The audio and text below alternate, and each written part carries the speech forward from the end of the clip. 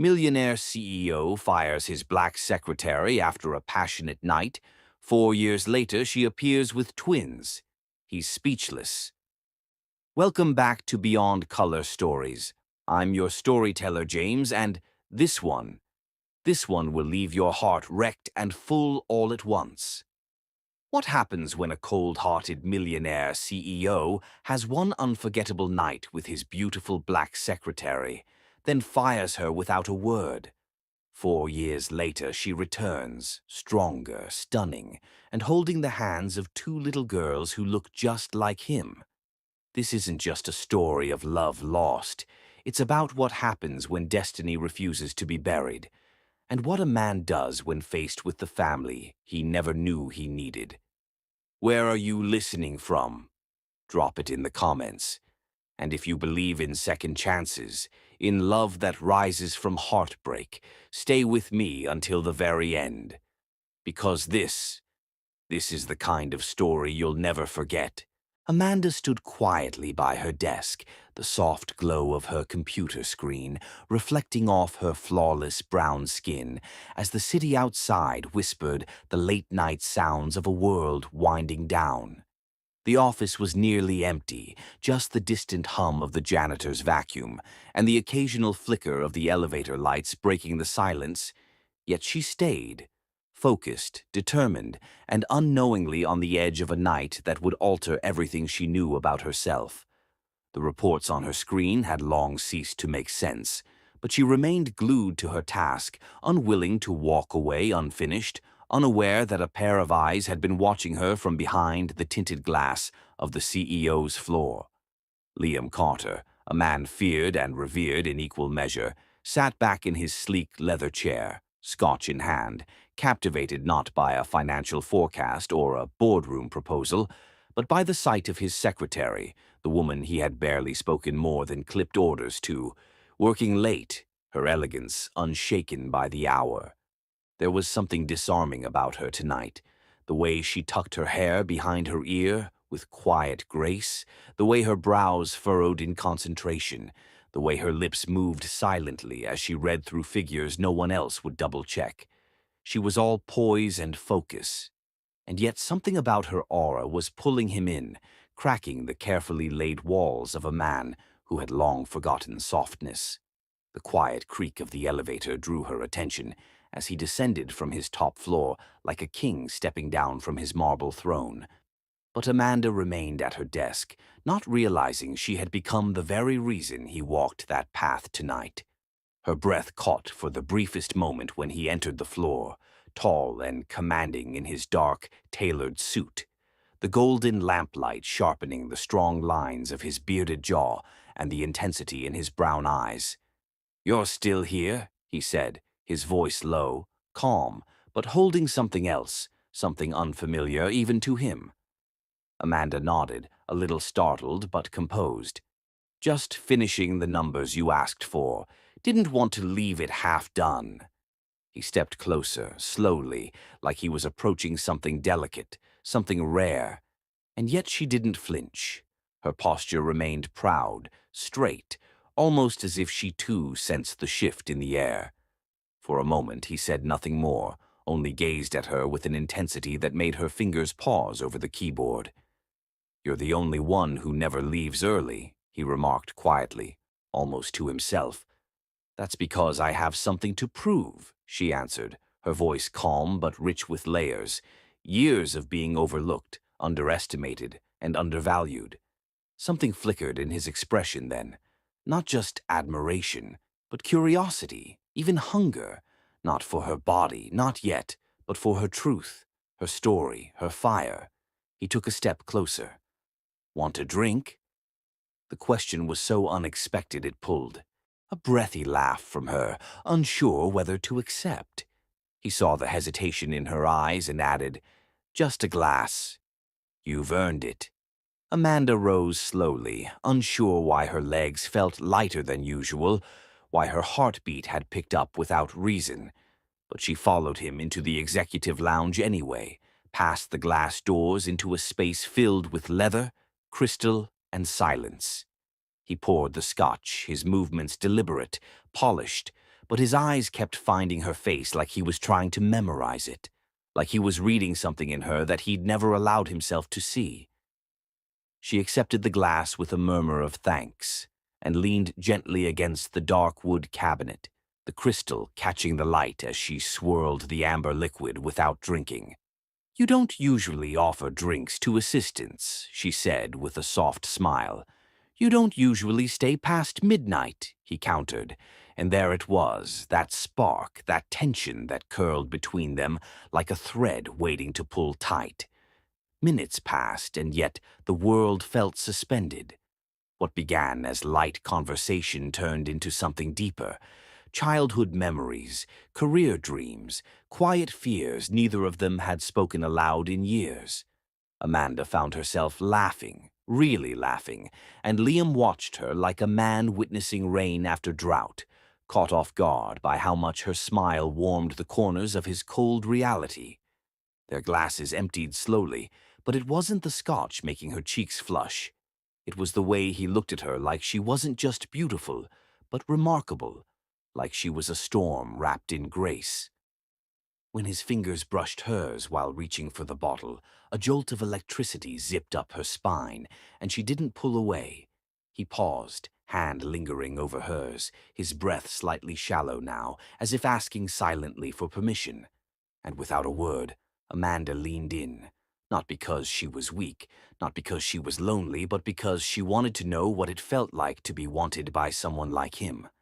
Their lips met slowly, cautiously at first, but then the moment cracked open, and the kiss deepened, full of a heat and ache neither expected. It wasn't rough, it wasn't hurried. It was worship, exploration, an unraveling of two tightly wound souls who had built walls too long. He kissed her like he had been starving for softness, like her mouth was his sanctuary, and Amanda melted into it, her hands rising to his chest, feeling the steady pound of his guarded heart. Liam's hands cupped her face with reverence, like she was something he wasn't sure he deserved to hold, but couldn't stop touching. One kiss led to another, and the room disappeared around them as he guided her gently through the hall, past the lounge, through the private elevator that only he had access to. Neither spoke. Words felt too fragile for the kind of fire surging between them now. When they reached his penthouse, the doors opened to a world of elegance, floor-to-ceiling windows kissed by moonlight, a grand piano untouched, a bed too large for one man's silence. He turned to her with a question in his eyes, one last chance for her to walk away. But Amanda didn't move. She stepped forward. She reached up, loosened his tie, and whispered, "Tonight, don't be a CEO, just be real." Liam let out a breath like he hadn't known he was holding it, and then his lips were on hers again, this time with more urgency, more hunger. He lifted her effortlessly, carrying her into the bedroom where shadows danced on silk and nothing else mattered but the rhythm of breath, skin against skin, two lives crashing into each other with heat and hesitation and something terrifyingly tender. He touched her like she was art, like she was something sacred, something to be discovered inch by inch. Amanda's body responded with its own language, soft sighs, trembling hands, aching need. And for the first time in a long time, she felt seen, not just for her body, but for the soul beneath it. Liam moved with care, like every kiss was an apology for the walls he'd built, like every touch was a promise to make her feel like the only woman in the universe. Their bodies met with a kind of desperate grace, tangled in moonlight and whispered names, until time vanished and only feeling remained. Hours passed, breaths mingled, sweat clung to skin, and still they clung to each other like they were drowning in something far deeper than lust. When it was over, he didn't roll away. He stayed close, fingers tracing the line of her jaw, eyes softer than she ever imagined he was capable of. Amanda drifted into sleep wrapped in warmth and unfamiliar safety, her head on his chest, lulled by the steady beat of a heart she once thought didn't feel. She dreamed not of passion, but of possibility, of morning coffees and gentle smiles, of maybe, just maybe, something real. But Dawn had other plans. When the first rays of light bled into the sky, Amanda stirred, reaching for him instinctively. Her hand met only cold sheets. Her eyes fluttered open to emptiness. No warmth, no Liam, no note, only silence. She sat up slowly, her heart thudding with confusion, her fingers tightening around the sheets that still smelled of him. She called his name softly, then louder, but the only answer was the quiet hum of the city below. Panic rose, not dramatic, but cold and still, the kind of ache that starts in the soul. She searched the room, looked for a sign, a scribbled word, anything to say she hadn't imagined it all. But there was nothing. Not a message, not a trace, just absence. Dressing felt like moving through water, her limbs heavy with the weight of betrayal she didn't want to name. Amanda tied her hair back with trembling hands, forced her spine to stay straight, forced her eyes to stay dry, but inside she was unraveling. The night had meant something. It had. She wouldn't believe it was all just impulse, that those eyes had lied, that those hands didn't care. But the silence screamed the truth louder than any words could. She left the penthouse with her heart in shards, each step echoing with memories she already wished she could forget. She didn't cry, not in the elevator, not on the train, not even when she stepped into her apartment and let the door close behind her like the final word of a cruel sentence. But that night would never leave her. It had stitched itself into her breath, into the way she touched her belly weeks later when the world inside her began to grow. Because from that night of heat and tenderness and betrayal, something had bloomed in the quiet. Two tiny heartbeats pulsing beneath her skin, holding her together when everything else had fallen apart. The morning sun stretched lazily across Amanda's bedroom window, painting soft gold across her floor. But there was no warmth in her bones as she buttoned her blouse in silence. The mirror reflected a woman trying to pretend nothing had happened. A careful bun, flawless skin, eyes lined just enough to hide the redness that came from a sleepless night spent staring at her ceiling in disbelief. Her fingers moved robotically as she tucked in the soft ivory fabric, every motion deliberate, even though her heart felt like it had been crushed beneath the heel of a silence she didn't deserve. She didn't know what to expect, an apology, maybe, or at the very least acknowledgement. But deep down, beneath the layers of denial and hope, a part of her feared what she would find when she stepped back into that office. Still, Amanda was not raised to fold under disappointment. She squared her shoulders, picked up her bag, and walked out the door with the same grace she'd carried into that penthouse the night before. But now every step felt heavier, as if her heels were made of stone and regret. The elevator ride up to the 35th floor was a silent one, shared only with a courier tapping impatiently on his phone and the faint scent of lavender clinging to her scarf. She kept her eyes forward, heart pounding louder with every floor that passed, each ding a reminder that she was about to face the man who had kissed her like she was air, and then vanished like smoke. When the doors opened, the hum of morning activity rushed over her, the usual chatter of early calls, the clack of keyboards, the echo of printers. But none of it grounded her. Her co-workers offered polite nods, smiles that didn't quite reach their eyes, but Amanda felt like she was walking into a space that no longer belonged to her. Her desk was exactly as she had left it, clean, organized, the little cactus plant she always watered sitting untouched by time. She sat down slowly, her fingers grazing the edge of the keyboard, but her eyes kept flickering. Toward the office at the end of the hall. His door was closed. He hadn't arrived yet. Or maybe he had and simply closed himself off behind that thick pane of glass, like he always did when the world became too inconvenient to face. Amanda tried to focus, but every tick of the wall clock echoed like thunder inside her. When he finally did appear, 20 minutes past 9, she felt it like a shift in gravity. His presence was impossible to ignore, even from a distance. Liam Carter walked through the reception like a man made of marble, calm, unflinching, unreadable.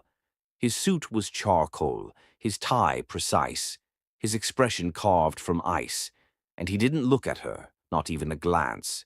He passed her desk as if she were just another fixture in the building, another piece of the architecture, and something inside her cracked, the quiet kind of pain that doesn't scream, doesn't explode. It simply sinks. Her eyes followed him, searching for anything familiar in his face, anything that could tether her to the man who had held her with trembling fingers just hours before. But there was nothing. No pause, no hesitation. Just cold, calculated steps toward his office door that closed behind him like a guillotine.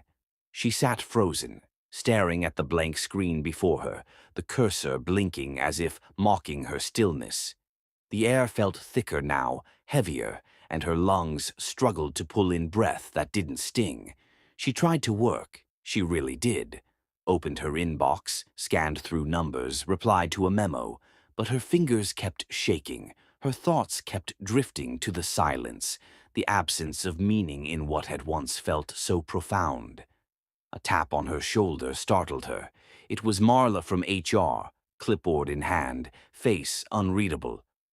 "Amanda, can I see you for a moment?" Her voice was neutral, too neutral, and Amanda's gut twisted into a knot she couldn't explain. She stood slowly, her hands tightening around her pen, her voice refusing to work as she followed Marla down the corridor. The hallway felt longer than usual, each step echoing louder, the frosted windows suddenly seeming colder than ever. When they entered the HR office, Amanda noticed the envelope on the desk before anyone spoke. Her heart dropped before her body could catch up.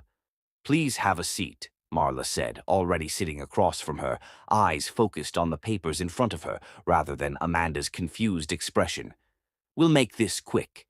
Amanda sat down, spine stiff, hands folded in her lap to hide the tremble. "Effective immediately, your employment with Carter and Vance International is terminated," Marla began, sliding the envelope across the table. Amanda blinked, her lips parting, but no words came. "Is there a reason?" she finally managed, her voice steadier than she felt. "This decision comes from the executive level," Marla said, her tone detached, robotic. "No further explanation is required." Amanda felt the words strike her like ice water down her back. Executive level. There was only one executive above her in that chain. Liam.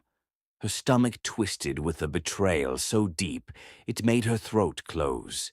She picked up the envelope, her fingers brushing the thick edge, eyes scanning the document as her pulse pounded in her ears. No warning, no discussion. Just a date, a signature, his name. Amanda stood up slowly, not trusting her voice, her dignity hanging on by a thread. Marla offered a polite nod, but Amanda didn't respond. She walked out of the office, each step hollow, her heels clicking against the floor like the sound of a clock running out of time. She passed her co-workers without a word, past her desk where her cactus plant still sat like a mocking token of routine. She didn't stop to pack her things. She didn't speak to anyone. Her chest felt like it was being crushed from the inside, but she kept her back straight, her gaze forward. As she reached the elevator, she paused.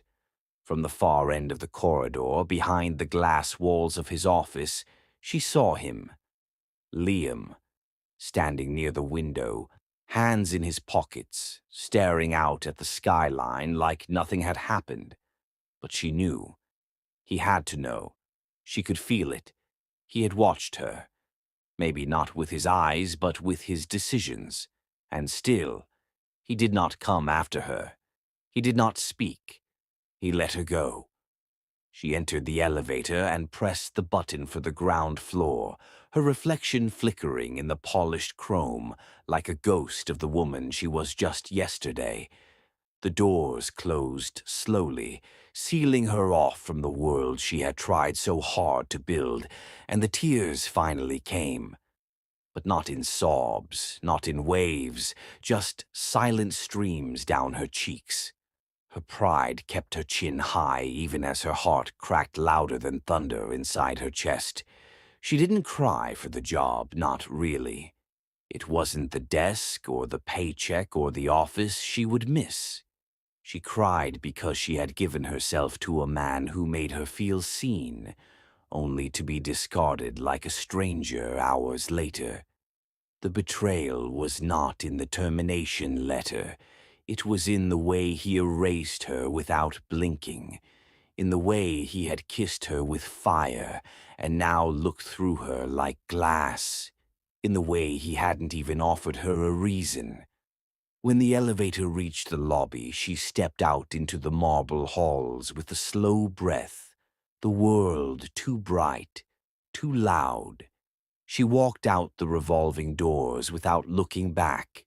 The air outside was different, sharper, clearer, as if the city was mocking her with its usual rush, while her world had just come to a shuddering stop.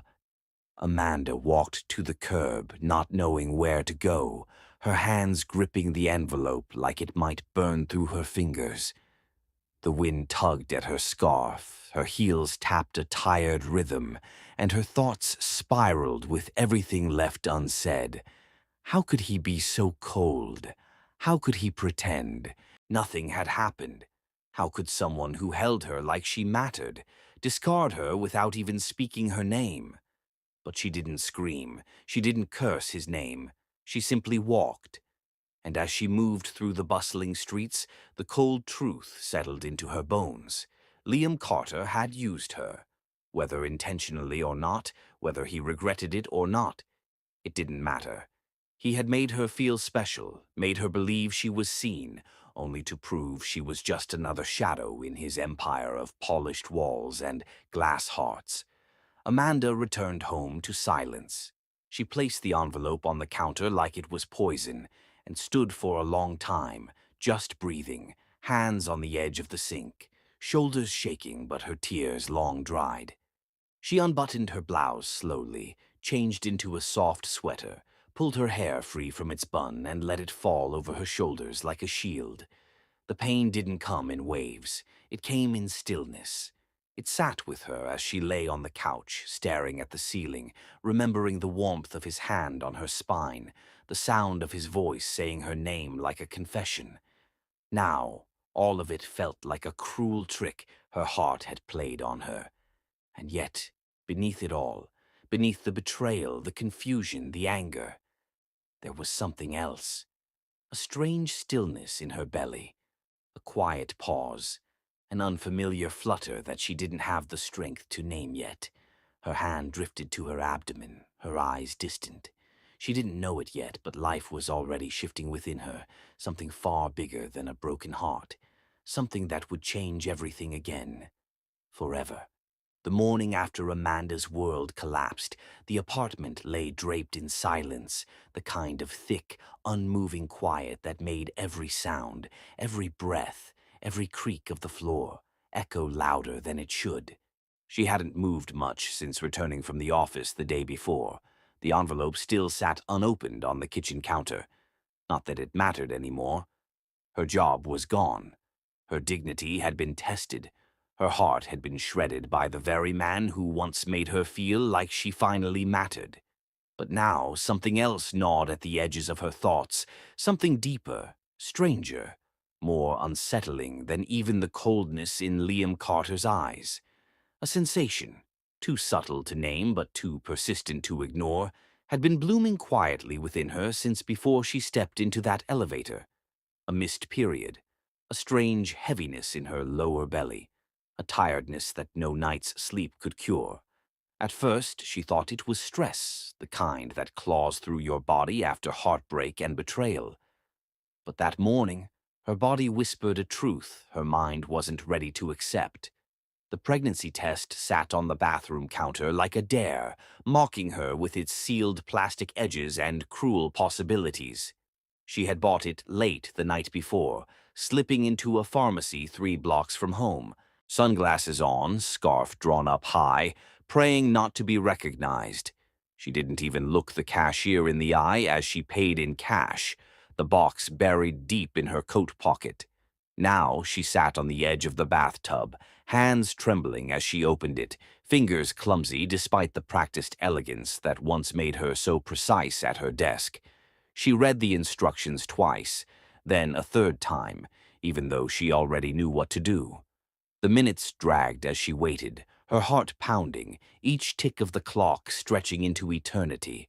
She didn't dare look at the strip yet. She stared at her knees, at the grout between the tiles, at the reflection of her blurred face in the foggy mirror. Then, slowly, with the kind of dread that presses deep into the chest, Amanda reached forward and turned the test over. 2 lines. Not faint, not questionable, clear, solid, undeniable. Her first reaction wasn't shock, it was silence. Total, breathless, heart-stopping silence. She sat perfectly still, as if moving might change the outcome, as if staying frozen could rewind the last few minutes. Her eyes didn't blink. Her lips didn't move. Inside her chest, her heartbeat was a wild, pounding rhythm, but outside, she looked like a statue carved from disbelief. When her voice finally came, it wasn't a scream or a gasp. It was a whisper, a prayer, a plea to the universe. "No," she breathed, barely audible. "Please, no!" But the truth didn't listen. The lines didn't fade. The test didn't lie. Her body had already begun writing a new story, one she hadn't planned for, one she wasn't ready to hold, but one that now lived inside her with undeniable clarity. Her hands flew to her stomach, not dramatically, but instinctively, as if trying to feel what couldn't yet be felt, as if hoping the contact would erase the storm rising in her chest. The tears came differently this time. They weren't loud, they weren't angry. They fell slowly, one after the other, tracking down her cheeks like tiny confessions she couldn't voice. She leaned forward, pressing her forehead to her knees, letting her arms wrap around herself like she could somehow hold herself together. Her mind raced, not with joy, not yet, but with questions. What would she do? Where would she go? Could she even do this alone? She saw Liam's face, unbothered behind glass, the man who once touched her like she was a secret, now reduced to silence. She remembered the warmth of his hands, the way his lips spoke a language his mouth never dared to say. She wanted to call him, to scream at him, to demand, to beg, to plead for answers he would never give. But she didn't reach for her phone. Deep down, Amanda knew what silence would greet her on the other end. She had already heard it in the office, in the hallway, in the elevator that carried her away like a ghost. It took hours to calm the quake inside her. She showered slowly, letting the water run too hot, scrubbing her skin until it turned pink, as if she could wash away the night that had changed everything. She dressed simply, sweatpants, a hoodie, hair tied in a loose knot. No makeup, no earrings, no mask. The woman who had once held her head high in glass towers now looked like a stranger in her own mirror. But even through the fog, her eyes had a different light, a flicker of something that hadn't been there yesterday. Something terrified, yes, but something fierce. She sat on the edge of her bed, her hand on her belly again. Not even a bump yet, not even a flutter. But something was there. 2 somethings. She didn't know that yet, not for sure, but her body did. It spoke to her in ways she couldn't explain, and Amanda had learned long ago to listen when the universe whispered. "Okay," she said softly, staring at her reflection. "We're doing this. Together." She packed slowly, not because she didn't know what to bring, but because every item felt like a goodbye. Each folded shirt, each rolled sock, each notebook reminded her of who she used to be. Amanda, the poised assistant with ambition in her step and fire in her voice. She moved like someone preparing to disappear, careful to leave nothing behind that could be traced. Her apartment lease was ending in 3 weeks anyway. She had planned to renew. Now she called her landlord and said simply that she'd be leaving early.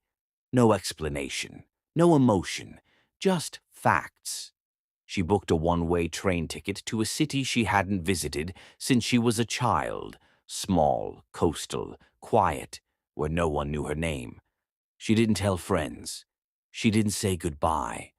The Amanda who existed here was fading, replaced by a woman not yet born. She left a single envelope on her kitchen counter for her neighbor, thanking her for watering the plants. No note for Liam, not a single word. The train ride out of the city was silent except for the soft rattle of steel against steel, the occasional announcement echoing through the empty cabin. Amanda sat by the window, arms folded across her middle, eyes distant as the skyline shrank behind her. She didn't cry. Not anymore. Her heart had already wept enough. The further she moved away from the towering buildings and glittering lights, the lighter her chest began to feel. Pain still sat beside her like a quiet passenger, but for the first time in days, it didn't smother her. She reached into her purse and touched the folded paper from the pharmacy. Not to read it, just to remind herself it was real. The baby growing inside her wasn't a mistake. It was a turning point. She didn't know what kind of mother she'd be or what the next months would bring. But one truth rooted deep in her soul. She would protect this child, even if she had to do it alone. Especially if she had to. The new apartment was modest. 1 bedroom, soft carpet, a kitchen with squeaky cabinets and a window that let in golden afternoon light. Amanda moved in without fanfare, the silence now her companion rather than her enemy. She bought furniture second-hand, cooked simple meals, worked remote administrative jobs to pay the bills. She kept to herself, a ghost in a new city, building a quiet fortress around the life blooming within her. The days passed in rhythms she had never known, long walks, soft music, late-night journaling. And her body began to change. First her appetite, then the fatigue. Then, one afternoon, while brushing her teeth, she felt it, her first wave of nausea. She leaned over the sink, gasping, not in fear but in awe. It was happening. It was really happening. This wasn't just loss anymore. It was creation. The thought made her weep again, but differently this time. Tears that tasted like purpose. Her belly swelled gently with time. She bought her first maternity dress from a thrift store and stood in front of the mirror, hands curved protectively around her growing stomach. The first kicks came one rainy night, while she sat on her couch with a cup of tea, a blanket over her legs, and a book unopened in her lap. At first, she thought it was indigestion. Then it came again, a soft, fluttering tap from inside her, like a tiny knock from a tiny soul. She gasped, her hands flew to her belly. She laughed and cried all at once, whispering, "Hi, baby. I feel you." She named them in her dreams long before she knew their genders. Soft names, strong names, names filled with hope and healing. Arya. Alani. She didn't know why those names came to her, but they did, over and over, like lullabies only she could hear. She wrote them down on post-its, practiced saying them aloud. They became her anchor in the quiet storm. Amanda spent her nights researching childbirth, watching videos, reading forums, and making lists. She wrote letters she never sent. One to Liam, folded and buried deep in a drawer, where she told him everything she wished he had asked. She pictured what his face might have looked like if he had known. Then folded that thought away, too. She didn't hate him anymore. Hatred took energy she now needed for love, for softness, for the small lives growing stronger by the day. Every doctor's visit brought new images, new sounds, new beats of tiny hearts that echoed like music through her soul. The first time she heard the heartbeat, she cried in front of the nurse, holding the monitor close like it might vanish. Her body was changing fast now, stretching, aching, swelling, but she welcomed it, because with each change came proof that something was growing beautifully from what once felt like ruin. The day she went into labor was quiet, no storms, no drama, just a sudden cramp that made her pause mid-step in her kitchen, her hand flying to her stomach as another wave hit. She had her hospital bag ready, her cab number saved, her breath practiced from every prenatal class she had watched online. Hours passed, pain came and went, and then it came faster, harder, real. The hospital was kind, the nurses calm. Amanda breathed through each contraction with a strength she didn't know she had, gripping the rails, whispering prayers, sweating through pain that broke her open in every way. She screamed, yes, but never in fear. She screamed for release, for triumph, for the moment her body, her journey, her sacrifice would meet its meaning. And when the final push came, when her scream filled the room and the cry of a newborn filled it louder, she collapsed in tears of joy. "It's a girl," the nurse whispered, placing the tiny bundle on her chest. Moments later, another. "It's a girl," they repeated. Amanda stared at her daughters, breathless, broken, reborn. Two faces, two souls, two miracles born from a night she once wished to forget. Arya and Alani. She whispered their names like a vow, like a promise, like a shield. She kissed their foreheads and pulled them closer, tears streaming down her cheeks as she looked up at the ceiling, eyes blurred with emotion. "I'll never let him hurt you," she whispered, voice cracking, strength blooming in its rawness. "Never." That night, Amanda didn't sleep. She watched them, every tiny breath, every twitch, every curl of their fingers. She was no longer broken, no longer the girl fired without a reason. She was a mother. And this was her beginning. The hospital room had fallen into a hush, the kind of quiet reserved for sacred moments, as Amanda stared down at the two sleeping girls wrapped in soft cotton blankets, their tiny fists curled near their cheeks, their breaths rising in a perfect rhythm of life. The fluorescent light overhead flickered once, but didn't matter. Nothing could dim the brilliance of this moment. She sat still, afraid to move, afraid it might all vanish if she blinked too hard. The last few hours had carved her open in every possible way. Her body sore, her mind hazy with exhaustion. But her heart had never known such clarity. She touched Arya's hand gently, then Alani's, letting her fingers trace their impossibly small knuckles. They were hers, entirely hers. Not a whisper of regret found space in that room, not a shadow of doubt. These girls had not broken her. They had rebuilt her in an instant. She leaned back into the hospital bed, breathing slow, long breaths, her soul beginning to settle into the new, undeniable truth of her world. The first few months were a blur of late nights and lullabies, milk-stained shirts and exhausted smiles. Amanda had no parents to lean on, no best friends to call at midnight, no Liam to hold a bottle or rock a cradle. But she had a will made of fire and a love that bent time. Arya and Alani grew quickly, each day gifting Amanda a new lesson in wonder and pain, in joy and sacrifice. Arya liked to nestle into Amanda's shoulder and listen to her hum softly in the quiet hours just before dawn. She was thoughtful, serene, always studying the world with wide eyes, as if memorizing everything.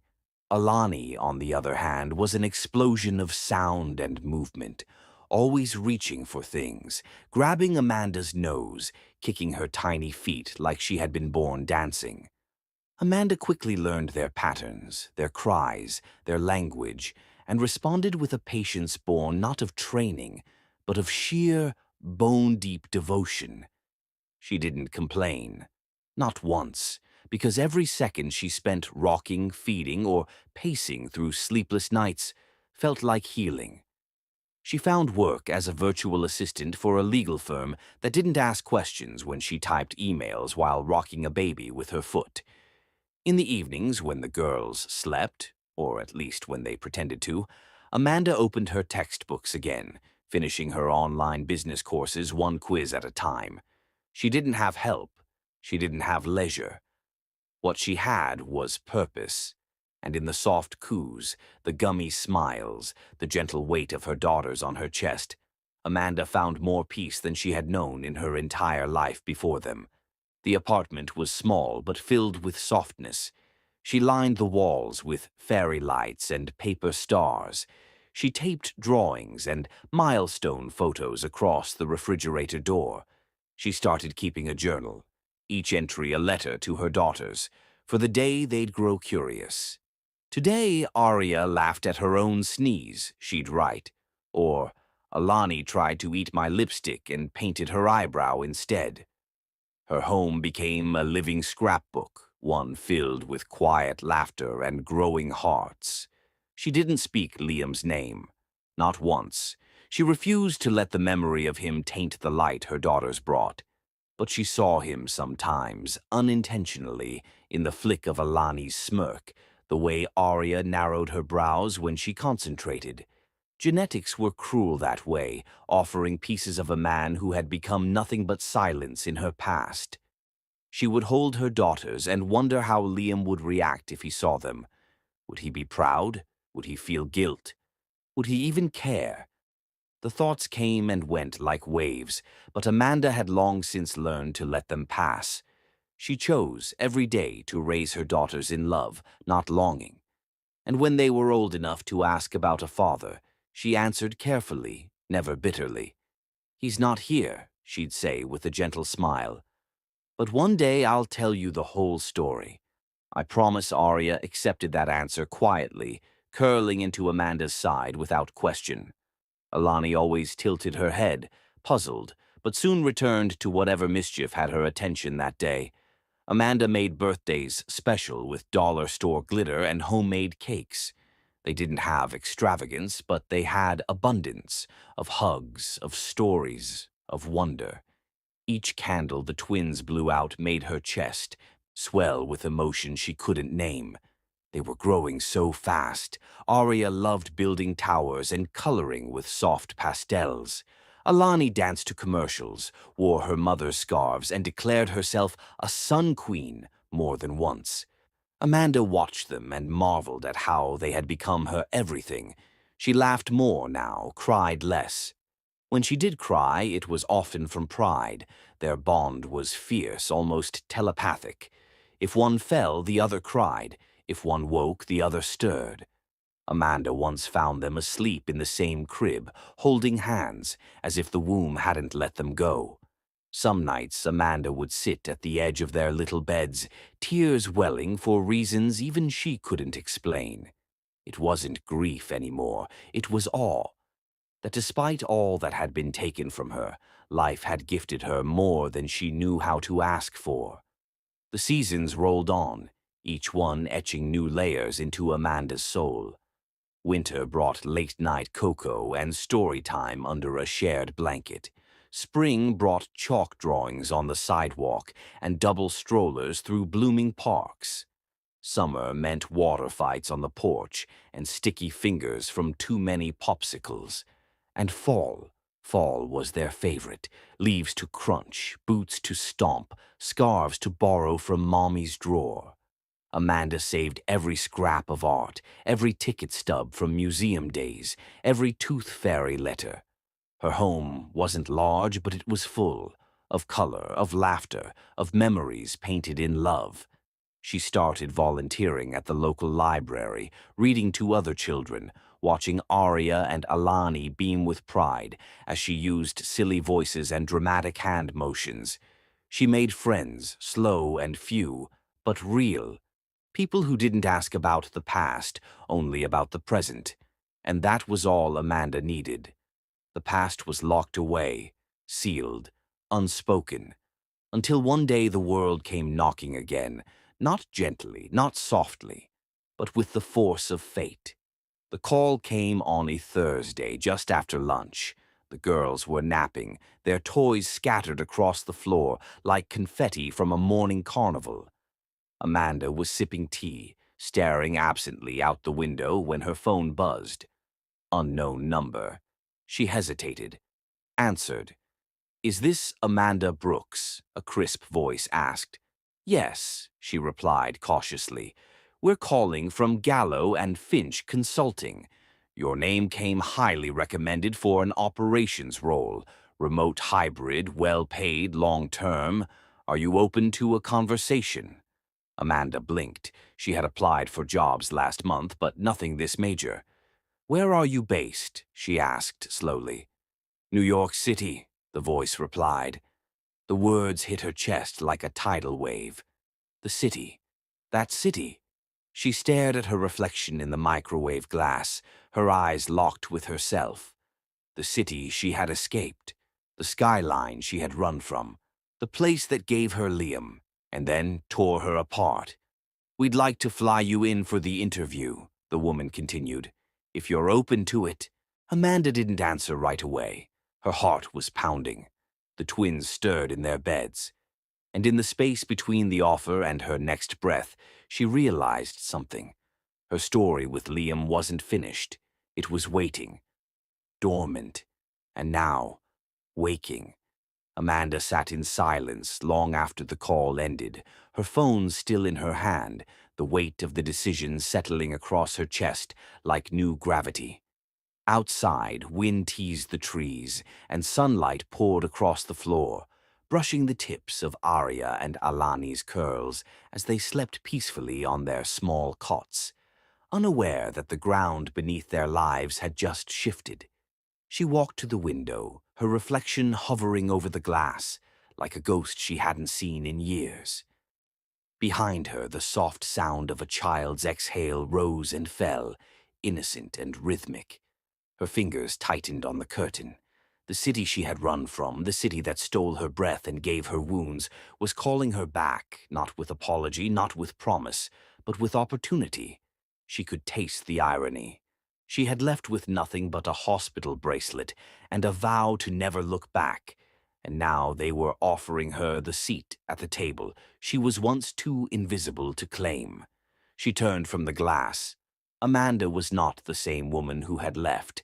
This time she wasn't coming as a girl in love. She was coming as a mother, as a force. She stood in front of her closet that night, not looking for outfits, but for answers. Her hands moved across blazers, linen tops, soft cotton she had worn to parent-teacher meetings and park strolls.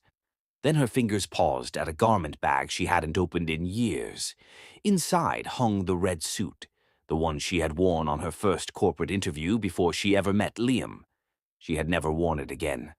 But when she zipped it down now, it shimmered with purpose. She held it against herself, stared at her reflection, her skin glowing, her arms stronger, her posture straighter. Time had carved something fierce into her eyes. Amanda didn't just survive motherhood, she rose through it. The next morning she prepared the girls' backpacks, kissed their cheeks as they ate cereal, and said gently, "Mama has a very important meeting today. You'll come with me, okay?" Arya nodded solemnly. Alani squealed and grabbed her pink purse. Amanda smiled softly. They didn't know where they were going, not really. And she didn't tell them, not yet. They'd see. He'd see. The city's pulse returned to her like a memory wrapped in steel and glass. As the train neared the skyline, Amanda sat between her girls, her fingers laced with theirs, eyes steady on the horizon. She had butterflies, yes, but not the kind she used to feel around him. These were wings of power. These were nerves born of fire and readiness. The consulting firm had arranged for a town car to pick them up from the station. When Amanda stepped out of the vehicle at the towering, glass building that scraped the clouds. She didn't flinch. She had walked these steps before, but this time she wasn't just walking for herself. She bent to smooth Arya's braid, fixed Alani's jacket, and held their hands as they entered the building that once watched her fall apart. The receptionist glanced up. "Miss Amanda Brooks." Amanda nodded. "Conference room 19, top floor." The woman's eyes flicked to the twins but said nothing. Amanda didn't offer explanations. She didn't need permission to exist as a mother and a professional in the same breath. The elevator ride to the top was long and silent, except for Alani's soft humming and Arya gently whispering, "Mama, are you okay?" Amanda smiled, brushing her fingers through Arya's curls.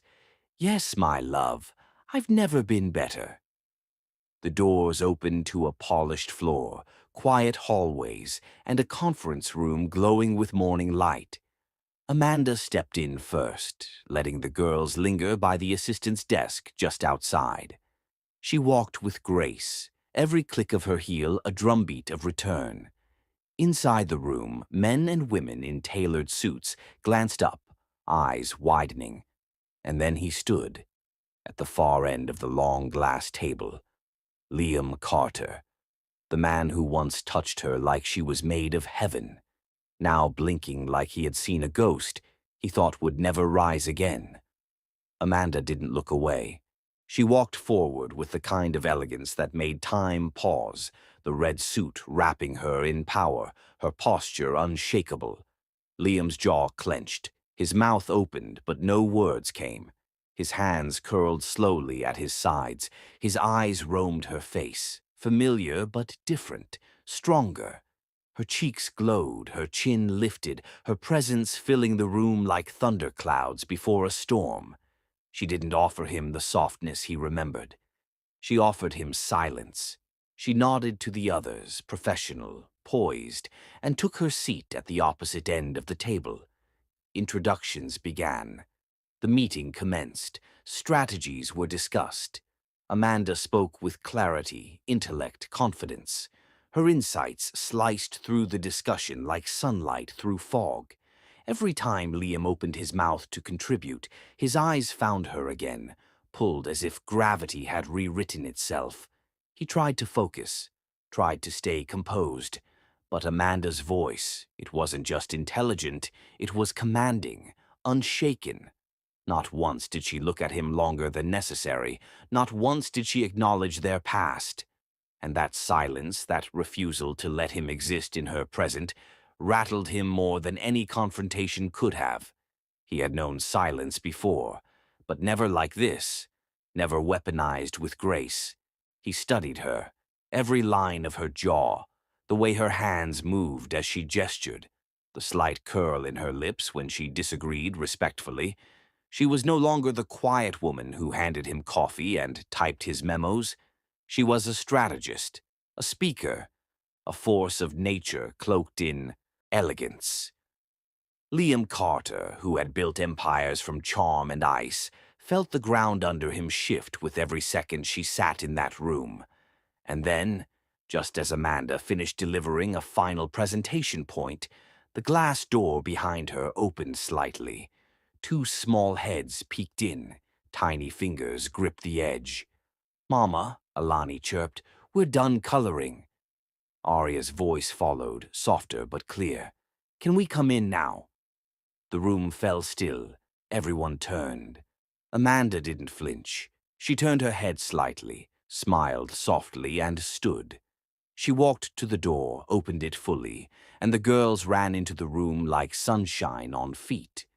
Liam turned, his eyes following them as if in slow motion. The world narrowed, everything else fading to silence.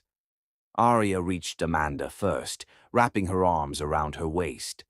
Alani followed, her curls bouncing, her cheeks pink. "We missed you," she declared proudly, looking around the room. Amanda knelt between them, adjusting Arya's collar, brushing lint from Alani's sleeve.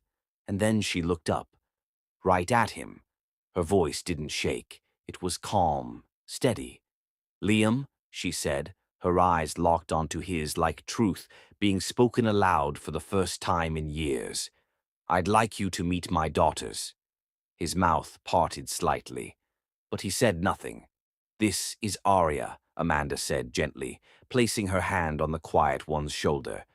"And this is Alani." The room seemed to pulse, breath held, time folding in on itself. Liam looked at them. Really looked. Two small girls, the slope of their noses, the color of their eyes, the shape of their lips, one with his frown, one with his smile. His knees went weak. His lungs forgot how to breathe. The air shifted. A crack opened deep inside his chest. The world tilted. And Liam Carter, CEO, tycoon, unbreakable legend, crumbled, wordless, right where he stood. Liam Carter stood motionless as the last syllable of Amanda's introduction echoed through the glass-walled boardroom. The air around him thickened, heavy with something deeper than surprise, regret, realization, and the softest kind of ruin. Arya and Alani, names he'd never heard until now, moved freely in the space that had once been his kingdom, their tiny forms unaware of the thunder rolling silently inside him. He didn't breathe. Couldn't. Amanda didn't demand anything of him. Not anger, not apology, not even acknowledgement. She simply gave him the truth, placed it before him like a reflection, and let him drown in it. Her posture was steady, her red suit untouched by time or tremor, and yet her eyes shimmered with unspoken storms, 1,000 uncried tears stitched together behind lashes that had blinked away far too much pain. He blinked too, once, twice, but they didn't vanish. The girls were still there, real, breathing, laughing softly, drawing on the frosted glass with their fingers.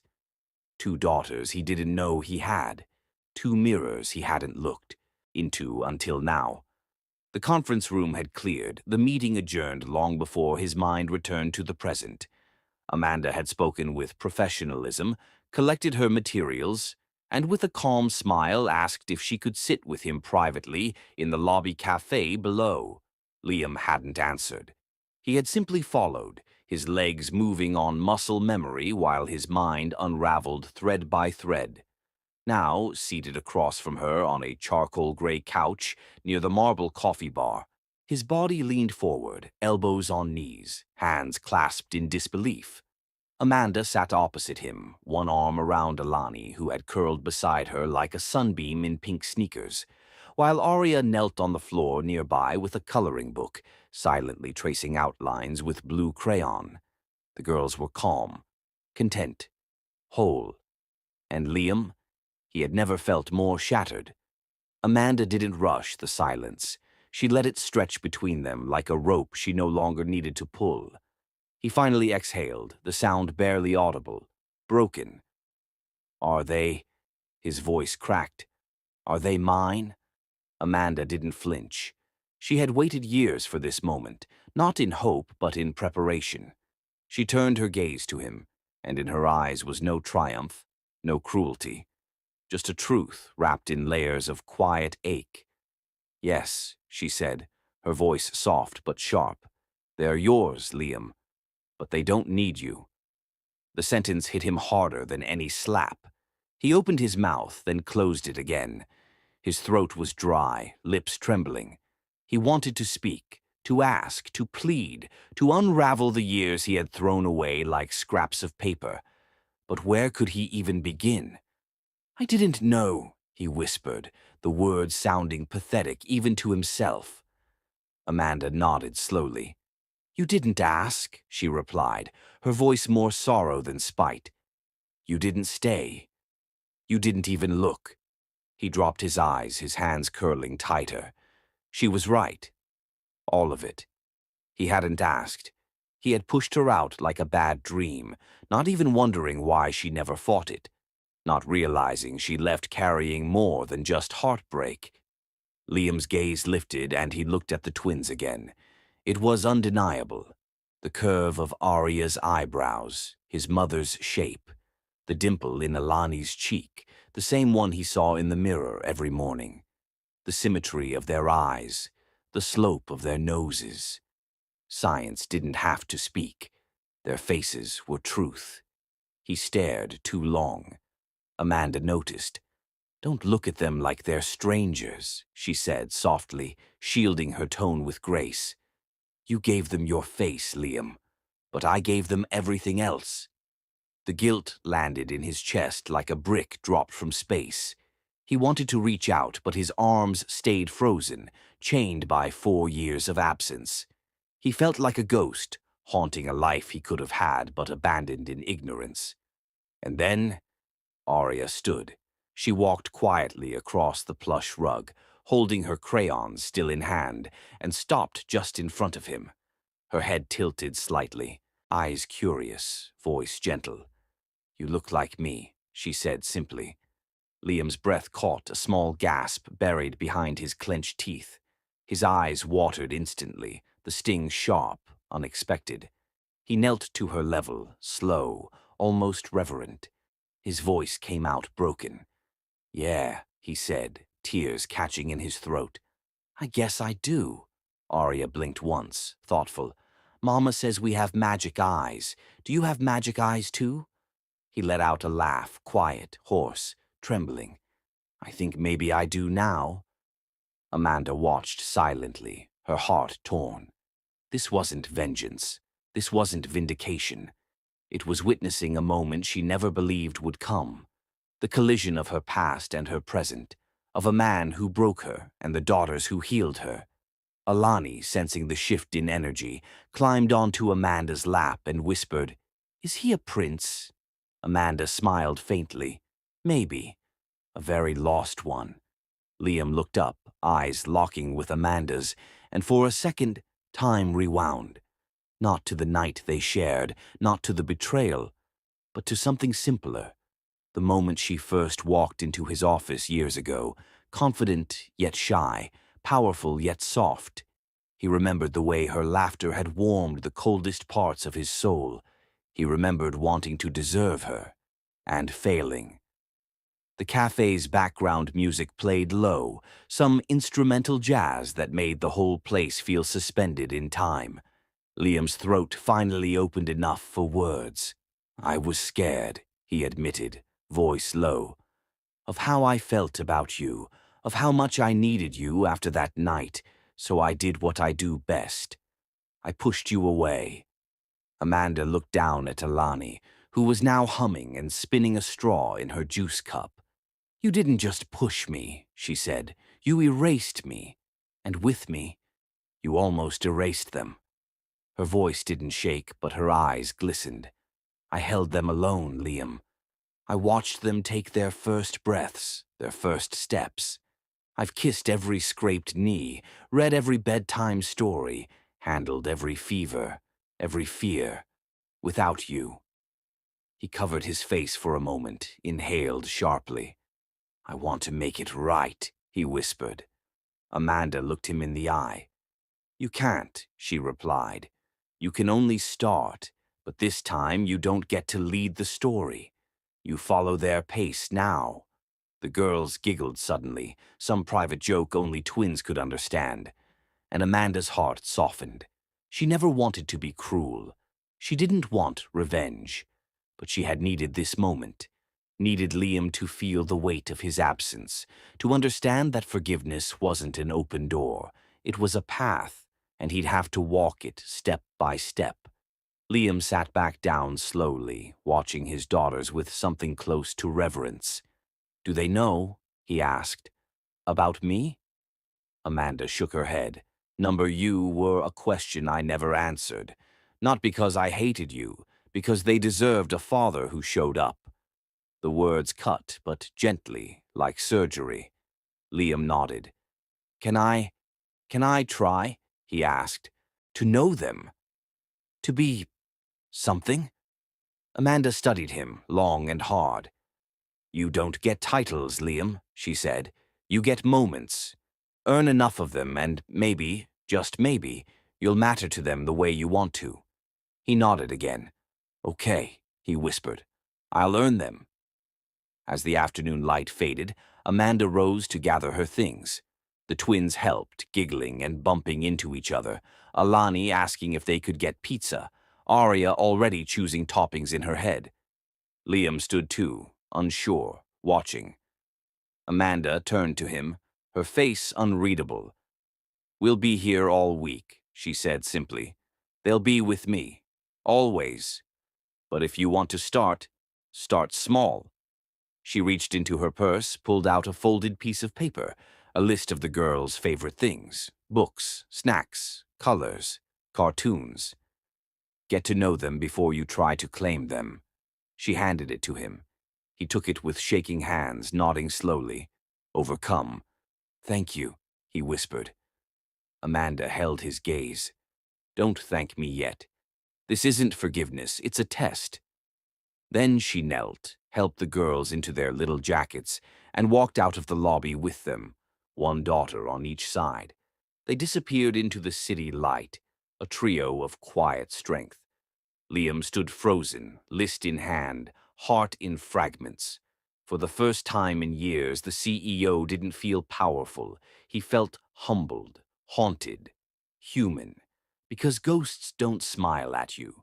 Ghosts don't laugh with pigtails and missing teeth. Ghosts don't call someone mama, and ghosts don't look exactly like you.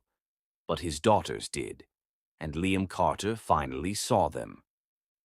Liam sat in his penthouse alone that night, the city glittering below him, the skyline stretching wide like a crown of glass and gilt. He had built this place with ambition, stacked it brick by brick with victories and silence.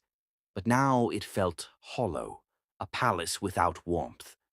On the marble counter beside him sat the note Amanda left, a list in neat, feminine handwriting of everything Arya and Alani loved: purple jelly beans, bedtime stories about dragons, sparkly headbands, playgrounds with twisty slides.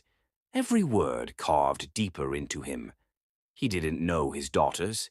He didn't know how they laughed when tickled, what they dreamed of, or what made them cry.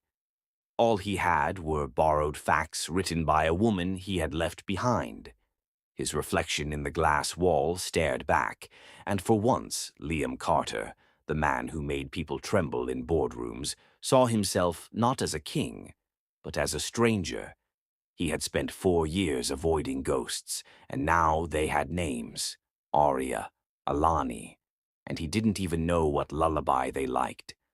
By morning, he made the call, not to Amanda, not to his assistant, to the private doctor he trusted more than most. "I need a DNA test," he said, voice stripped of ego. "2 children, twin girls. I need the truth, on paper." The man didn't ask questions. Within hours, the process was arranged. Amanda didn't protest when he showed up at her temporary apartment with the swab kits in hand. She opened the door with the same calm expression she had worn since the moment she introduced their daughters. "I expected this," she said softly, motioning him inside. The girls were in the other room, watching a cartoon and giggling, unaware that their bloodline was being questioned, documented, dissected. Amanda knelt beside them, whispering that they'd play a mouth-tickle game, and they giggled more. Alani jumped at the chance, opening her mouth wide. Arya followed after watching carefully. Liam moved slowly, every motion filled with caution, as if he were afraid to break something invisible. He handled them gently, like porcelain he was unworthy of touching. The swabs were sealed. Amanda signed the forms, and then Liam lingered. Just a moment too long. "You didn't even hesitate," he said quietly. Amanda looked at him, eyes steady. "Because I never lied," she replied. "I never had to."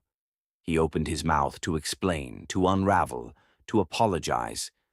But she walked away. Again. That, he realized, hurt more than anything she could have shouted. Because her silence wasn't cold, it was dignified. It was heartbreak dressed in strength. Days passed like slow rivers. He avoided meetings, slept less, ate little. The man who once moved markets with a phone call now waited for a paper that would either end his hope or crush his soul beneath its weight. And when the envelope arrived, Liam opened it with shaking hands. The results were clinical, statistical. Probability of paternity, 99.99%. He stared at those numbers until they blurred, the ink bleeding into something symbolic. His failure, his mistake, his children, his blood, his legacy, living outside his reach. He didn't call Amanda right away. He couldn't. Instead, he drove to a toy store, wandered aimlessly down aisles he'd never noticed before. He bought glitter pens, purple tutus, tiny sneakers with light-up soles. Not because gifts could fix what he broke, but because it was all he knew to offer at the edge of regret. That weekend, he showed up at their park, the one Amanda mentioned on the list, and stood quietly near the trees, watching. Amanda saw him. Her body tensed, but she didn't call security, didn't walk away. He stayed by the fence, holding a paper bag of tiny surprises, eyes locked on the girls playing. Arya spotted him first. She didn't know what he was to her yet, but something in her stilled, eyes softening. She waved. He waved back. Alani darted over, curious and bold. "You again," she grinned. "Mama says you're like a maybe friend." Liam chuckled, crouching to her height. "I'd like to be more than a maybe," he said gently. Amanda watched, every inch of her braced. The days turned into a rhythm, unspoken but real. He started showing up, at the library on reading day, at the donut shop where they loved, raspberry glaze, at the school gate standing back, just watching. Amanda never invited him, but she never told him to leave. The girls began to expect him, even if they didn't understand why. "He's like a shadow that brings jelly beans," Alani joked one night. Amanda laughed despite herself. And slowly, painfully, dangerously, Liam started earning moments, tiny ones. Arya let him read to her. Alani let him braid her curls, messily, terribly, but with effort.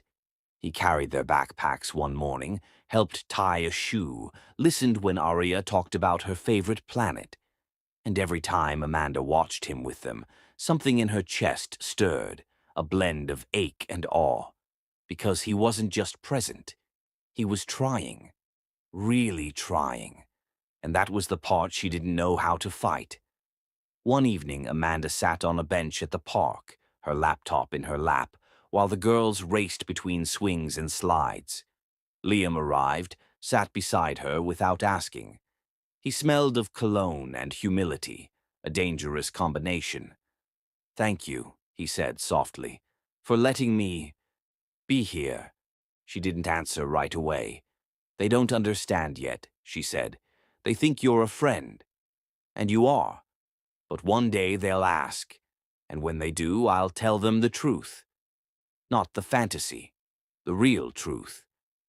Liam nodded slowly. "I want to be worthy of that story," he whispered. And then, from the corner of her eye, Amanda saw it. Alani dragging Liam to the swings, laughing, insisting he ride. He hesitated, then surrendered. And in that moment, Amanda watched him as he laughed. Really laughed, the sound unguarded, his smile real. She hadn't seen him like that in years. Maybe never. Her laptop fell forgotten in her lap, her fingers stilled, and her heart betrayed her just a little, because the man who broke her heart was laughing on a swing beside her daughter, and somehow, impossibly, it looked like healing. And maybe, just maybe, it looked like home. The sun dipped low over the park as Amanda closed her laptop with a soft click, unable to focus, her gaze lingering on the scene unfolding just feet away. Liam stood awkwardly by the swing set, his hands unsure, his smile crooked, but his eyes, those once icy, unreadable eyes, now sparkled with the kind of joy that wasn't rehearsed or polished for boardrooms. Alani had wrapped her arms around his leg moments ago, giggling, demanding a push. And now Arya, the quieter twin, held out a folded piece of paper with both hands and a hopeful grin. "I made this for you," she said, her voice small but brave. Liam took it gently, as if it were fragile, a sacred thing.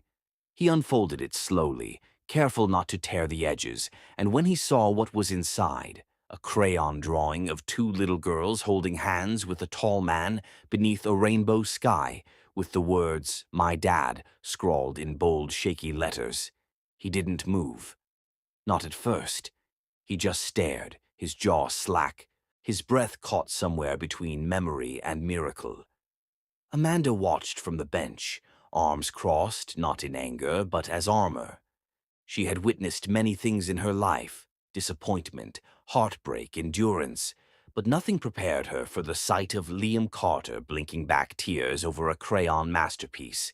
He looked up slowly, eyes finding hers, and something passed between them, unspoken, heavy, full of a past neither of them could rewrite. But the present? The present was right in front of them, holding drawings, swinging higher, calling him Papa without hesitation. Alani raced back across the grass and leapt into his arms, the nickname tumbling from her lips like it had always been there. "Papa, come look at my flower," she squealed. He caught her mid-air, his laugh shaky, and held her against his chest like she was made of something irreplaceable. Amanda looked away. Her heart wasn't ready to feel what it was feeling. The man who had once walked away was now being clung to like gravity. And somehow it didn't look forced. It looked earned. That night, Amanda tucked the girls into bed, their tiny forms curled in matching pajamas, cheeks flushed with the residue of laughter and running. Arya clutched her sketch pad close, while Alani mumbled about Liam's silly swing noises.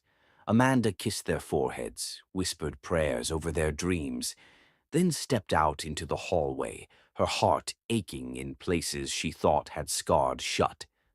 On the counter, a pink envelope sat unopened. Liam had dropped it off earlier. She picked it up and unfolded a card that read, "For the memories I missed, and for the ones I'll never let slip again." Inside were photos, snapshots he'd taken of their last few park visits, one of Arya laughing mid-spin, another of Alani making a silly face while he tried to braid her hair. And at the bottom, a handwritten note. "They're teaching me how to love. Thank you for giving me the chance." Amanda closed her eyes, pressing the card to her chest. She didn't want to forgive him yet, but her heart was already softening, and that terrified her. Over the next few weeks, Liam became a fixture in their lives, not loud, not dominant, just present. On Fridays, he waited outside Amanda's apartment with two booster seats strapped into the back of a newly purchased SUV, a bouquet of sunflowers in hand, Amanda's favorite, though she never told him. He'd wave shyly, the girls would shriek with joy, and Amanda would stand in the doorway pretending she wasn't affected. He brought them to bookstores, took them to puppet shows, learned the names of their stuffed animals, and never once brought up business or his empire. He listened. He remembered. He changed. On their next visit, Alani asked him to read her favorite bedtime story, The Little House That Held the Stars, and halfway through, Liam's voice cracked. He paused. Arya, seated beside him, tilted her head. "Are you sad?" she asked softly. He nodded, brushing away a tear. "Happy sad," he whispered, "because I missed all your firsts." Amanda, standing quietly in the hallway, heard every word, and something inside her cracked just a little more. Amanda remained cautious, her steps measured. Her guard was tall and reinforced by years of pain, but her eyes began to soften in moments she couldn't control. Like when Liam painted with the girls in the park, his shirt stained with glitter and markers, no longer caring about appearances, or when he knelt to fix Arya's shoelace with clumsy fingers and absolute patience. He had bought a new house just outside the city, and though Amanda refused to step inside it yet, She knew it had 2 pink bedrooms and a wall already covered with their art. He never pushed, never bragged, never claimed rights. He simply waited. Every Friday, without fail, with ice cream coupons and a shy smile. And the girls, unaware of the complexity between their parents, loved him freely. They gave him drawings, kisses, and questions. Can Papa come to our school play? Can Papa stay for movie night? Amanda dodged them carefully, not ready to say yes, but never strong enough to say no. One evening, as the sun dipped below the rooftops and the streetlights blinked to life, Amanda opened her apartment door to find Liam crouched on the floor beside Alani, showing her how to lace a new pair of sparkly shoes. Arya leaned against his back, humming. Amanda froze, hand on the doorframe, watching the scene unfold. It was too normal, too sweet, too dangerous. Liam looked up, saw her, and for a moment, the world stood still. No words passed, just a stare, a storm of questions in his eyes, 1,000 unspoken thoughts in hers. And then Arya climbed into his lap and whispered something. Amanda couldn't hear it, but she saw the result. Liam smiled, softly, slowly, and leaned down to kiss her temple. Amanda's breath caught. That night, after the girls slept, she stood at her window, phone in hand, staring at a blank message thread with Liam's name. She typed, "Thank you for today," then deleted it, then typed it again, and deleted it once more. Her heart knew what her pride couldn't say. The next Friday, it was raining. Liam still showed up, umbrella in hand, holding it over Amanda as she helped buckle the girls into the car. "You didn't have to come in this weather," she said quietly. He glanced at her. "I'd come through fire if they were waiting." Amanda's heart twisted violently, but she didn't answer. Not yet. That night, after he returned them home, Amanda walked them to bed, listened to their stories, their giggles, their voices full of Liam. Arya kissed her cheek and whispered, "Papa's the best daddy in the world." Amanda kissed her back, tucked her in, and stepped into the hallway, where silence wrapped her like a second skin. She sat on the couch and let herself cry. Not from sadness, not from pain, but from the terrifying pull of love returning in a shape she no longer trusted. The man who once vanished had returned with flowers and bedtime stories. And her daughters, they didn't care about the past. They just knew that when they reached for him, he reached back. And that, Amanda realized, was what she had waited 4 years to see. Not a perfect man, not an apology wrapped in roses, but a father who showed up, and a heart that had finally cracked open, for good. The rain had stopped hours ago, but the sidewalk outside Amanda's apartment still glistened under the amber glow of the street lamps, reflections of passing headlights painting brief constellations on the wet pavement. Liam stood at her door, soaked not from rain but from the sheer weight of his own vulnerability, a bouquet of Amanda's favorite sunflowers trembling in his grip. It wasn't just flowers he brought. It was every unspoken apology, every unshed tear, every late heartbeat that should have come 4 years earlier. The air around him was thick with hesitation, but his knock was gentle, not urgent. He didn't come to win her. He came to surrender. Amanda opened the door, her silk robe loosely tied, her eyes cautious but calm. The twins were asleep. Liam knew that because he waited until the lights in their room dimmed, because even now their world came first. She stood there without a word, and Liam swallowed the lump in his throat, stepped forward, and said, "I failed you." His voice cracked, not performative, not rehearsed, just real, raw. Amanda's fingers gripped the edge of the door, her posture unmoving.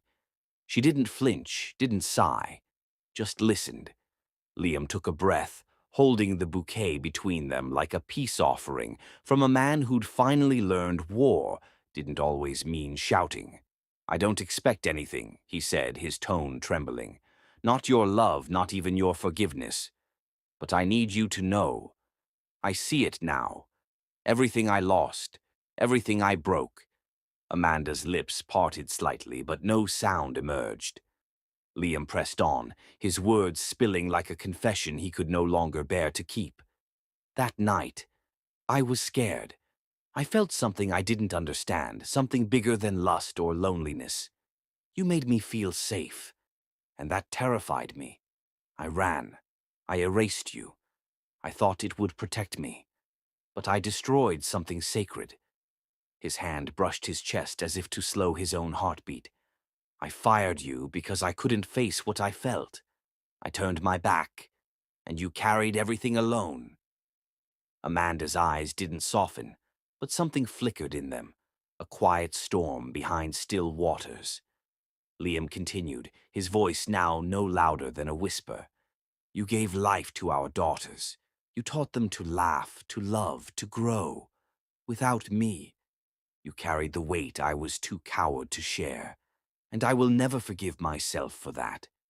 He offered the flowers gently, and Amanda took them, not as a sign of approval, but as a woman who understood the meaning of symbolic gestures. I came tonight not to rewrite the past, he said, but to ask if you'll let me be part of the present, to earn a future. Silence stretched long between them. Amanda looked down at the blooms, then back into his eyes.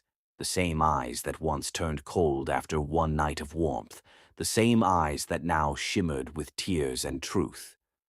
Love, she said finally, her voice almost inaudible, is not a speech, Liam. It's action. Be the man they think you are. Then she stepped aside and let him in, not into her bed, not into her heart, but into her living room, into her world. From that moment, Liam changed, not overnight, not perfectly, but completely. He started showing up, not as a visitor, not as a guest, but as a man determined to rebuild something with his own two hands. When Arya caught the flu one night and Amanda panicked between work calls and sleepless worry, Liam arrived with a thermometer, homemade soup, and bedtime songs he practiced just for her. When Alani scraped her knee, he knelt down and kissed it better, even though he fumbled with the Band-Aid. He wasn't trying to be impressive. He was trying to be real.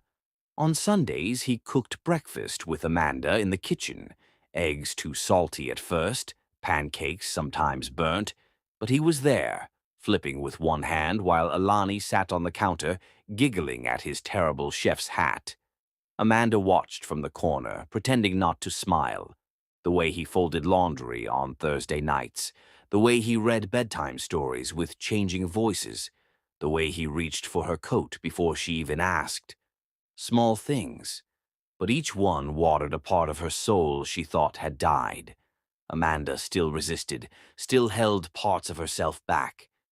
Trust wasn't something she handed out anymore, but Liam never asked for it. He just kept earning it. Day by day, moment by moment, he learned Arya's favorite constellation. He memorized Alani's fear of thunder and built a blanket fort with fairy lights to calm her down during storms. He sat through parent-teacher meetings and ballet recitals, beaming with pride. He danced in the living room with Amanda when the girls fell asleep. No music, just whispers and silent apologies. He didn't try to fix what he broke with declarations. He let time do the healing. He gave Amanda space, but not distance. Attention, but not pressure. And she, in return, let her walls down, inch by inch, never all at once. She'd catch herself watching him fold socks or braid tiny curls, and feel her chest clench with the dangerous ache of love returning. Sometimes it made her smile, sometimes it scared her, but she couldn't deny it anymore. Liam wasn't just showing up for the girls, he was showing up for her. One night, after a quiet dinner and a silly movie on the couch, Amanda fell, asleep with her head on his shoulder. He didn't move, didn't speak, just held her there, one hand wrapped gently around hers, as if to say, I'm not leaving this time. The TV flickered with soft light, casting shadows of a family that had been built not in perfection, but in the slow, painful rebirth of trust. The next morning, he rose early and made coffee, strong, sweet, just the way she liked it, and left a note on the counter. For every morning I missed, let me be here for the rest. Amanda stood by the sink reading it, her chest rising with quiet breath, and for the first time in 4 years, she allowed herself to smile without guarding it. Her heart hadn't fully healed, but it was beating again. For him. Because even late apologies can water the seeds of something real, and Liam, against all odds, was blooming. The morning light crept softly through the cream curtains of Amanda's apartment, wrapping itself around the quiet stillness of a home that had begun to feel full again. She stood barefoot in the kitchen, coffee mug in hand, her back leaning against the counter, her eyes quietly fixed on the scene unfolding just across the room. Liam sat on the carpet, legs crossed, a small pink brush clutched awkwardly in one hand, and a patient expression stitched across his features as Alani sat between his knees. "Gentle, Papa," she chirped, her curls bouncing as she giggled. Liam winced as he worked through a stubborn knot, his tongue poking from the corner of his mouth in concentration, and Amanda felt it, that slow, aching pull in her chest. Something shifted, uncoiled, something soft, something dangerous. Because no matter how far she'd tried to run from the past, no matter how high the walls she'd built around her heart, she knew deep down she had never truly stopped loving him. She watched the way Liam listened to Alani as she explained her princess rules for proper hair braiding. How he nodded, utterly serious, asking clarifying questions like it was a CEO briefing. The man who once sent entire departments scrambling with a raised eyebrow was now surrendering to a 5-year-old's imaginary kingdom, and Amanda couldn't help the smile that tugged at the corners of her mouth. She sipped her coffee, letting the warmth slide down her throat as her eyes betrayed her, lingering too long, remembering too much. She thought of all the nights she lay alone, aching, wondering if he ever thought of her, if the weight of what he lost ever reached him. And now here he was, on her living room rug, braiding tiny curls with gentle fingers. Her heart gave a quiet thump, and it scared her. Not because she didn't want to love him again, but because she already did. Somewhere between school runs and pancake Sundays, Liam had stopped being a wound and started becoming a rhythm again. That afternoon, Amanda and Liam took the girls to the lake nearby, the one with the wooden dock and the weeping trees that hung like old secrets. Arya collected pebbles while Alani insisted on racing ducks, and Amanda found herself walking side by side with Liam in the golden hush of late day. The silence between them was no longer tense. It was full of shared glances, stolen memories, and the thick, sweet tension of something unfinished. "You've changed," Amanda said quietly, her voice barely louder than the breeze.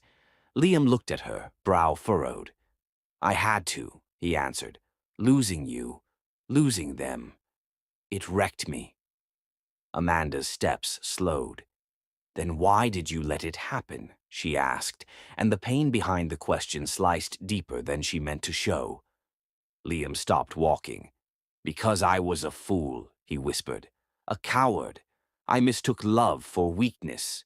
And by the time I realized what I had, I'd already made myself a stranger to it."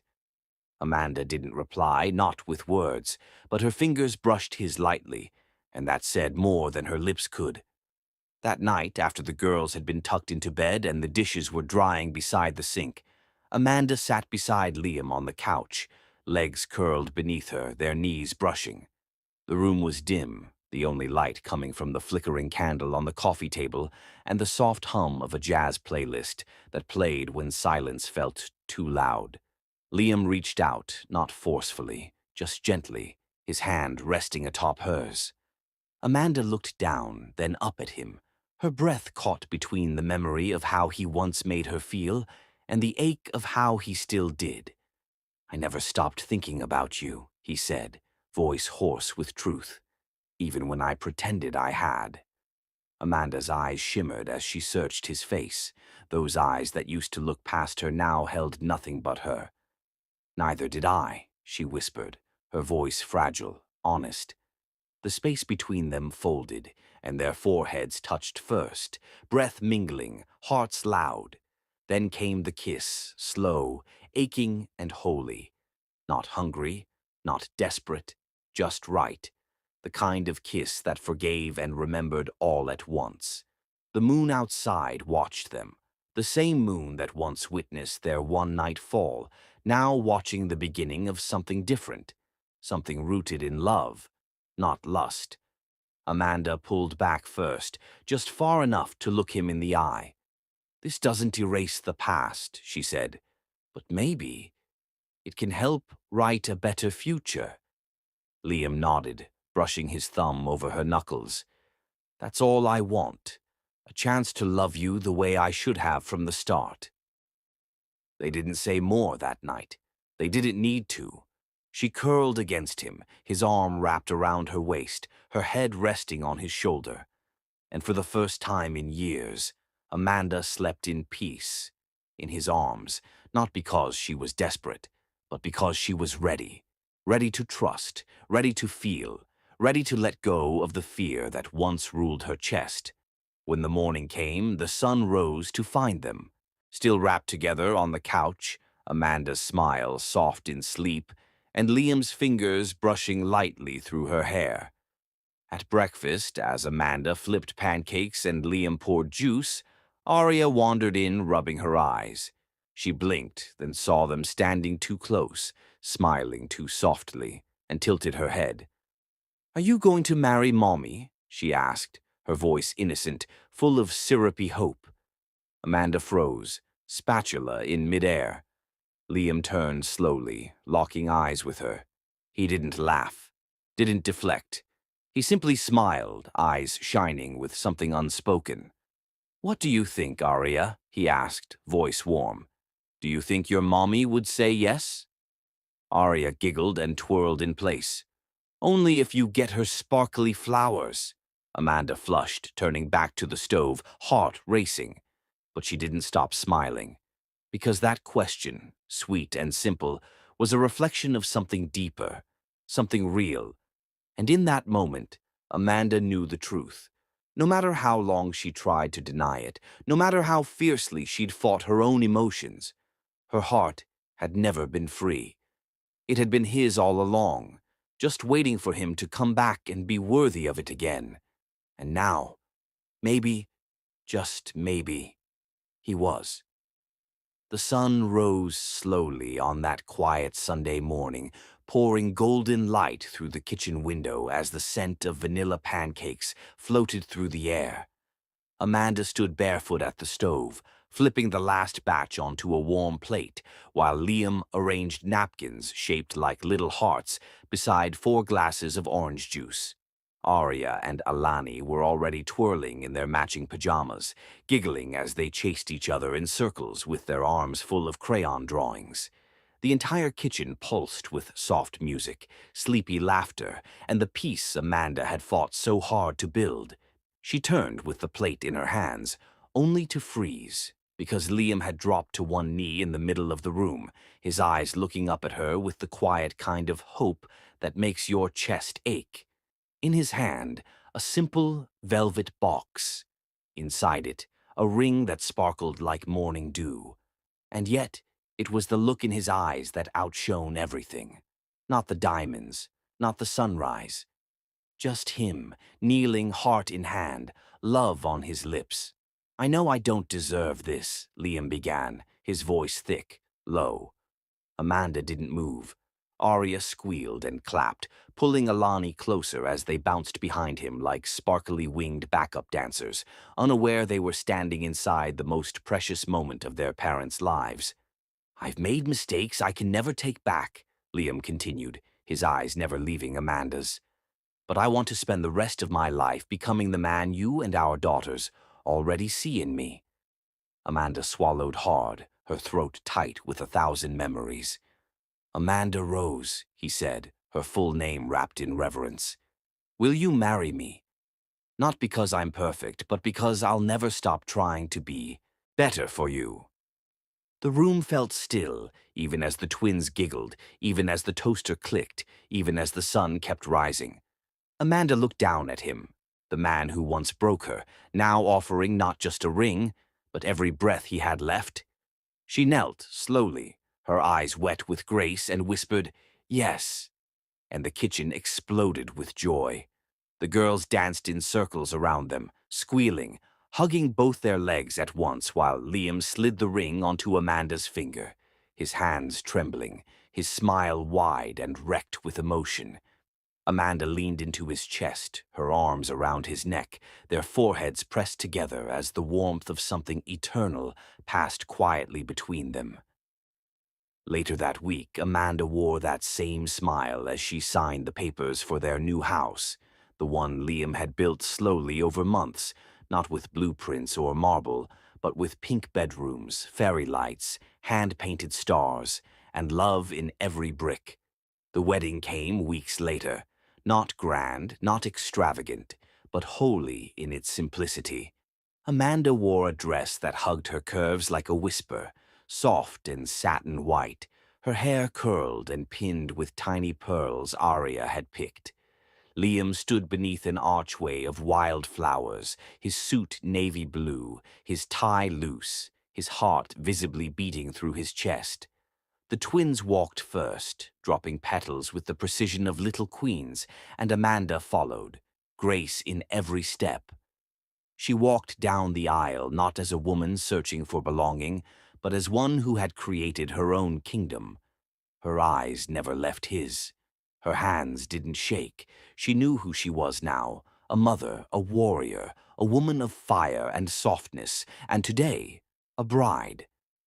Liam's eyes blurred the moment he saw her, but he didn't look away, not for a second.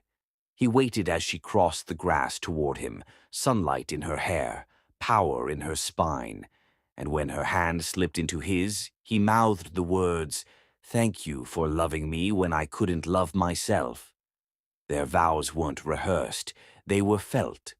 Amanda said, "I don't forget the past, but I believe in what we've become." Liam said, "You taught me that love isn't perfect, but it's relentless." The crowd, small, mostly neighbors, new friends, the twins' teachers, wiped their eyes as they exchanged rings, and Arya and Alani squealed when they kissed. Amanda melted into his arms, not as someone returning, but as someone choosing again. Choosing him, choosing love, choosing this.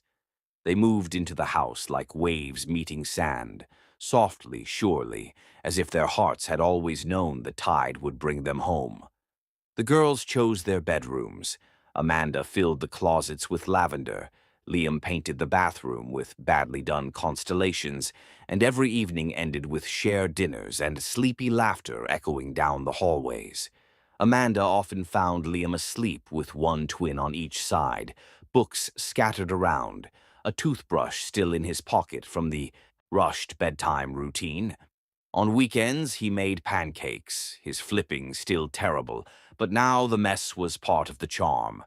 On Mondays, he walked the girls to school, holding their tiny hands like treasures. On Wednesdays, he came home early to cook Amanda's favorite pasta and dance with her barefoot in the kitchen, their laughter low, lips brushing between bites. He never missed another moment. Not one birthday, not one recital, not one scraped knee or late-night fever. He was there, every time, every breath. The man who once vanished had become the one who never left. Amanda often lay in bed, watching him breathe, watching the rise and fall of his chest where her hand rested. And she would smile, not because everything was easy, but because everything was real. The love between them had grown roots now, deep and wild, unshaken by wind or memory. Liam whispered his gratitude often, but Amanda never needed the words. She saw it in the way he looked at her across the dinner table, in how he carried Alani when she fell asleep on the car ride home, in how he kissed her shoulder before leaving for work, thinking she was still asleep. She wasn't. She always noticed, always loved.